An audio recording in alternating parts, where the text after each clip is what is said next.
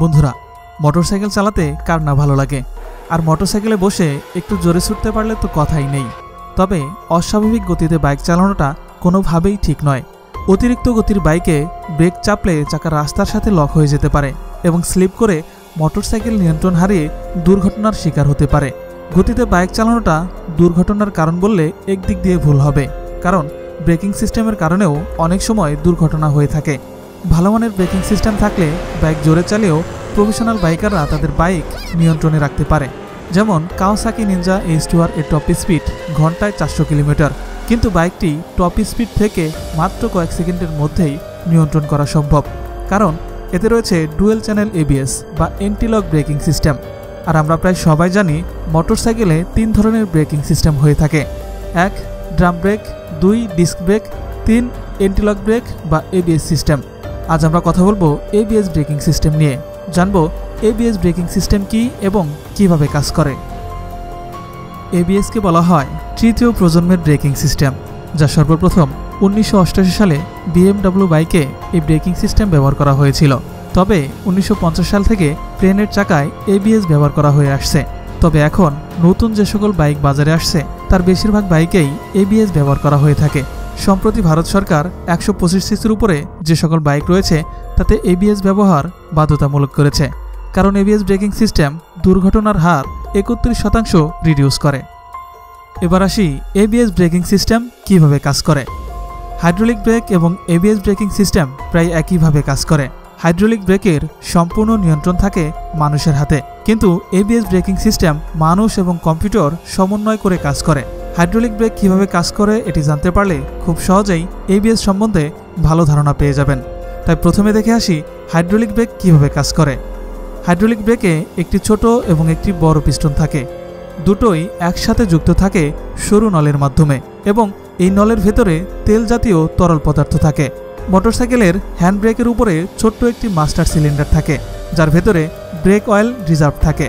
Break লিভারের মাধ্যমে যখন ছোট পিস্টনটিতে চাপ দেওয়া হয় তখন নলের ভেতর দিয়ে সেই চাপ বড় পিস্টনে গিয়ে বহুগুণে বৃদ্ধি পায় এবং সেই শক্তিকে কাজে লাগিয়ে ব্রেক শোয়ের মাধ্যমে ডিস্কে চাপ দেওয়া হয়, ফলে বাইকের স্পিড কমে যায়। আর বড় পিস্টন একটি ডিস্কে 2 থেকে 4টি প্রয়োজন অনুযায়ী ব্যবহার করা হয়ে থাকে।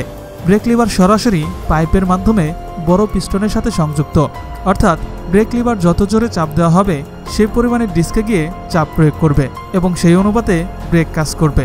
কিন্তু এতে সমস্যা হচ্ছে, হঠাৎ করে দ্রুত গতির গাড়িতে হাইড্রোলিক চাপলে তার রাস্তার সাথে লক হয়ে পিছলে যেতে শুরু করে, ফলে চালক তার গাড়ি বা মোটরসাইকেলের নিয়ন্ত্রণ হারিয়ে ফেলে। কিন্তু অন্যদিকে ABS ব্রেকে যত জোরেই চাপ দেওয়া হোক না কেন তা একেবারে লক হয়ে যাবে না, আস্তে আস্তে চাকা ঘুরতে থাকবে। এতে করে চাকা পিছলে যাওয়ার কোনো সম্ভাবনাই থাকে না, কারণ ABS এর কাজই হচ্ছে ব্রেক একবার ধরবে একবার ছাড়বে, এভাবে ব্রেক করতে থাকবে, ফলে চাকা কখনোই একেবারে লক হবে না।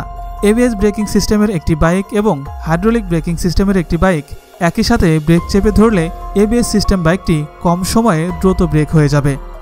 এবার সরাসরি দেখে নেব ABS কিভাবে কাজ করে। আগে যেমন হাইড্রোলিক ব্রেকে দেখতে পেয়েছেন ব্রেক লিভার ডিস্কের সাথে সরাসরি সম্পৃক্ত, কিন্তু ABS ব্রেকিং সিস্টেমে ব্রেক লিভার সরাসরি চাকার সাথে সংযুক্ত নয়। এদের মাঝখানে একটি ডিভাইস থাকে যার নাম ইঞ্জিন কন্ট্রোল ইউনিট বা ECU। এটি একটি ছোটোখাটো কম্পিউটার যার মধ্যে বিভিন্ন ধরনের প্রোগ্রাম সেট করা থাকে। এটি হলো স্পিড সেন্সর, যার মাধ্যমে ECU প্রতিনিয়ত স্পিডের মান মনিটরিং করতে থাকে।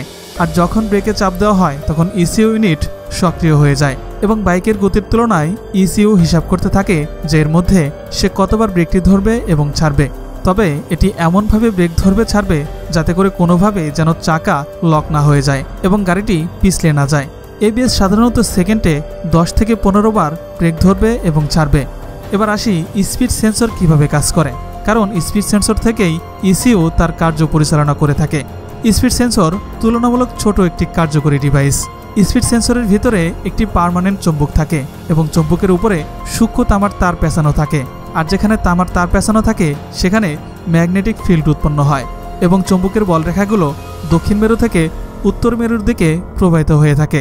সেন্সরটি হুইল থেকে সামান্য দূরে রাখা হয়, যেমন 1 মিলিমিটারের আশেপাশে, আর হুইল যখন ঘুরতে থাকে তখন চুম্বক থেকে উৎপন্ন বলরেখাগুলো কাটতে থাকে এবং এ থেকে ECU বুঝতে পারে কী পরিমাণ তরঙ্গ সৃষ্টি হচ্ছে এবং চাকাটি কত জোরে ঘুরছে তা সহজেই এই কম্পিউটার মেপে ফেলতে পারে।